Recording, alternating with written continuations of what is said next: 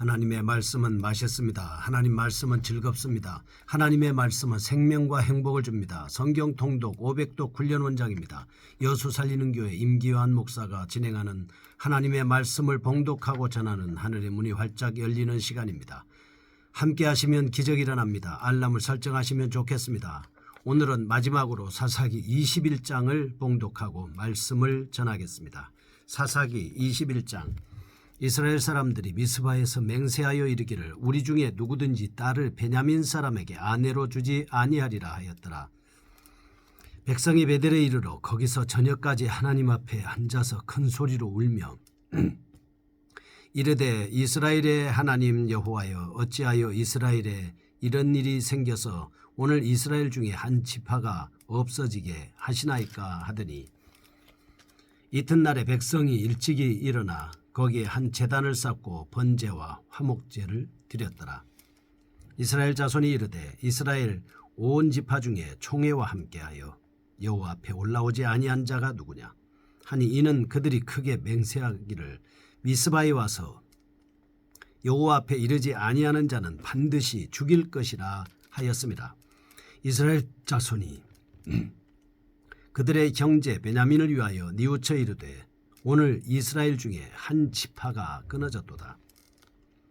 그 남은 자들에게 우리가 어떻게 하면 아내를 얻게 하리요? 우리가 전에 여호와로 맹세하여 우리의 딸을 그들의 아내로 주지 아니하리라 하였도다. 또 이르되 이스라엘 지파 중 미스바에 올라와서 여호와께 이르지 아니한 자가 누구냐 하고 본즉 야베스 길르앗에서는 한 사람도 진영에 이르러 총회에 참여하지 아니하였으니 백성을 계수할 때 야베스 길르앗 주민이 하나도 거기 없음을 보았습니다. 회중이 큰 용사 12,000명을 그리로 보내며 그들에게 명령하여 이르되 가서 야베스 길르앗 주민과 부녀와 어린아이를 칼날로 치라. 너희가 행할 일은 모든 남자 및 남자와 잔 여자를 진멸하여 바칠 것이니라 하더라. 그들이 야베스 길르앗 주민 중에서 젊은 처녀 400명을 얻었으니 이는 아직 남자와 동침한 일이 없이 남자를 알지 못하는 자라. 그들을 실로 진영으로 데려오니 이곳은 가나안 땅이더라. 온 회중이 림몬바이에 있는 베냐민 자손에게 사람을 보내어 평화를 공포하게 하였더니 그때 베냐민이 돌아온지라. 이에 이스라엘 사람이 야베스 길르앗 여자들 중에서 살려둔 여자들을 그들에게 주었으나 아직도 부족하므로 백성들이 베냐민을 위하여 뉘우쳤으니 이는 여호와께서 이스라엘 지파들 중에 한 지파가 빠지게 하셨음이었더라. 회중의 장로들이 이르되 베냐민의 여인이 다 멸절되었으니 이제 그 남은 자들에게 어떻게 하여야 아내를 얻게 할까 하고 또 이르되 베냐민 중 도망하여 살아남은 자에게 마땅히 기업이 있어야 하리니 그리하면 이스라엘 중에 한 지파가 사라짐이 없으리라. 그러나 우리가 우리의 딸을 그들의 아내로 주지 못하리니 이는 이스라엘 자손이 맹세하여 이르기를 딸을 베냐민에게 아내로 주는 자는 저주를 받으리라 하였음이로다 하니라. 또 이르되 보라 베델 북쪽 르보나 남쪽 베델에서 세겜으로 올라가는 큰 길 동쪽 실로에 매년 여호와의 명절이 있도다 하고 베냐민 자손에게 명령하여 이르되 가서 포도원에 숨어 보다가 실로의 여자들이 춤을 추러 나오거든 너희는 포도원에서 나와서 실로의 딸 중에서 각각 하나를 붙들어 가지고 자기의 아내로 삼아 베냐민 땅으로 돌아가라. 만일 그의 아버지나 형제가 와서 우리에게 시비하면 우리가 그에게 말하기를 청하건대 너희는 우리에게 은혜를 베풀어 그들을 우리에게 줄지니라. 이는 우리가 전쟁할 때에 각 사람을 위하여 그의 아내를 얻어 주지 못하였고 너희가 자유로 그들에게 준 것이 아니니 너희에게 죄가 없을 것임이니라 하겠노라 하며 베냐민 자손이 그같이 행하여 춤추는 여자들 중에서 자기들의 숫자대로 붙들어 아내로 삼아 자기 기업에 돌아가서 성읍들을 건축하고 거기에 거주하였더라. 그때 이스라엘 자손이 그곳에서 각기 자기의 지파 자기의 가족에게로 돌아갔으니 곧 각기 그곳에서 나와서 자기의 기업으로 돌아갔더라. 그때에 이스라엘에 왕이 없으므로 사람이 각기 자기의 소견에 옳은 대로 행하였더라. 아멘. 사사기 21장입니다. 베냐민 지파의 회복에 대해서 보겠습니다. 20장에서 동족상전의 비극으로 인해서 베냐민 지파를 회복하기 위한 방도를 모색하고 있습니다. 1절에서 12절은 림몬바위에 숨어 살아난 600명의 베냐민 사람들에게 아내를 마련해 줘서 기업을 보존케 하려고 이스라엘은 먼저 야베스 길르앗을 쳐 처녀 400명을 얻습니다. 13절에서 24절은 그리고 나머지 모자라는 처녀 200명은 베냐민인들로 하여금 직접 실로에 가서 구하도록 방편을 베풀어 줬습니다. 사사기 21장의 결론을 25절에 이스라엘 왕이 없었으므로 라는 말씀으로 맺음으로 당시 사회의 문제점이 무엇이었는가를 시사해 주고 있습니다. 물론 본장을 살펴보면 우상숭배의 흔적을 전혀 발견할 수 없습니다. 그리고 이스라엘 백성들 사이에는 어느 정도 민족적인 유대감이 살아있을 뿐만 아니라 각 지파 간의 긴밀도도 매우 선명하게 드러나고 있습니다. 그러나 문제는 여호와께서 이스라엘을 위하여 행하신 모든 큰 일을 백성들에게 가르치는 지도자가 없었습니다. 이스라엘 백성들은 당면하는 어떤 문제를 해결함에 있어서 각기 자기 소견에 옳은 대로 행하였다라고 하는 것입니다. 예를 들면 20장에서 베냐민 지파와 전쟁을 결의하는 과정에서도 그랬습니다. 21장에서도 야베스 길르앗 사람들을 치는 과정에서도 베냐민 사람들로 하여금 실로에서 무두하는 처녀를 납치하도록 충고하고 있는 과정에서도 그렇습니다. 그러나 이런 시대상 가운데서도 그나마 다행인 것은 과거 조상들이 지켜온 종교적인 관습은 명맥을 유지해 왔다는 점입니다. 하나님께 제단을 쌓고 회개한다든지 하나님 앞에 맹세한 바는 변개치 못하는 것인 줄 알고 있습니다.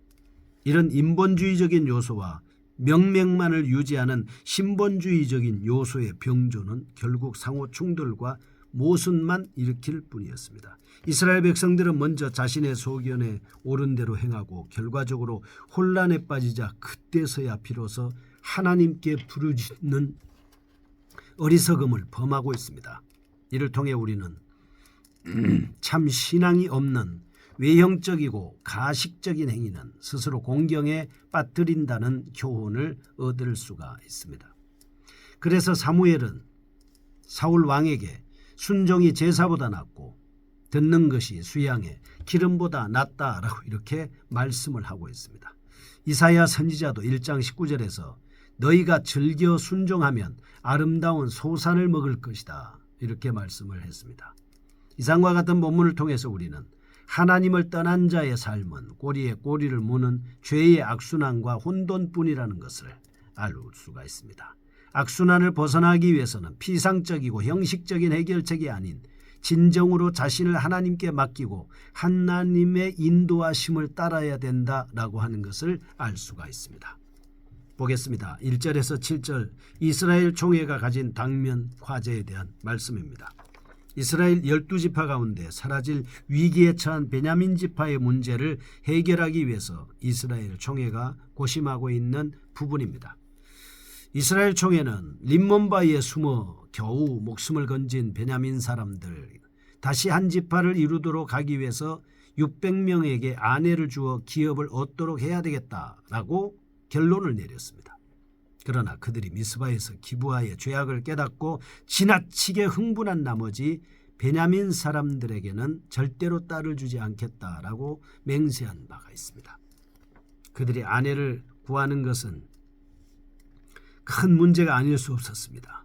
만일 이방인을 보내어 그들과 결혼시키면 베냐민 지파는 이스라엘 지파가 아닌 이방 민족이 되어버리기 때문에 그렇습니다.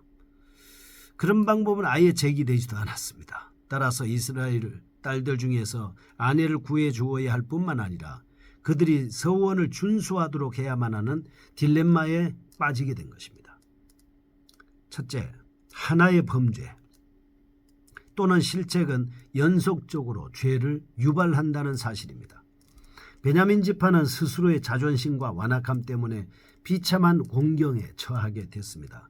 이스라엘 자손들은 혈기에 사로잡혀 하나님의 뜻을 묻지도 않은 채 지파를 멸절하게 하는 무서운 맹세를 했습니다.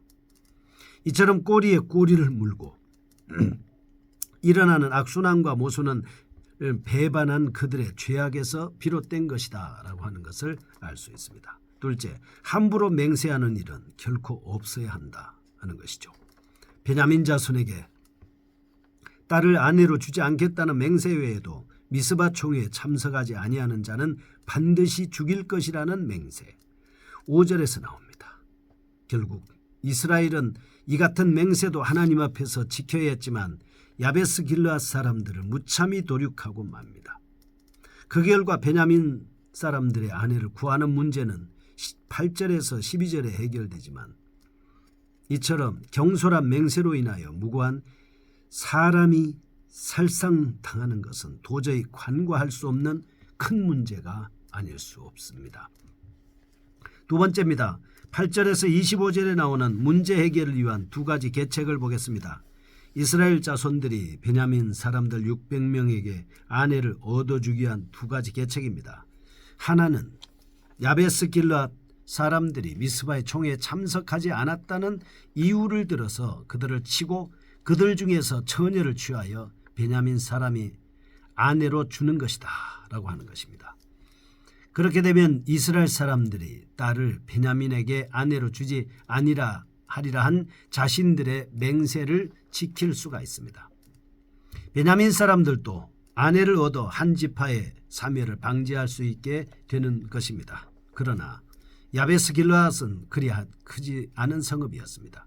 그곳에서 처녀 600명을 다 구할 수가 없으니 또 다른 방도를 간구하지 않을 수 없었습니다. 그리하여 모색한 두 가지 방도는 베냐민 사람들로 하여금 실로의 춤추러 나온 처녀를 납치하게 하는 것이었습니다.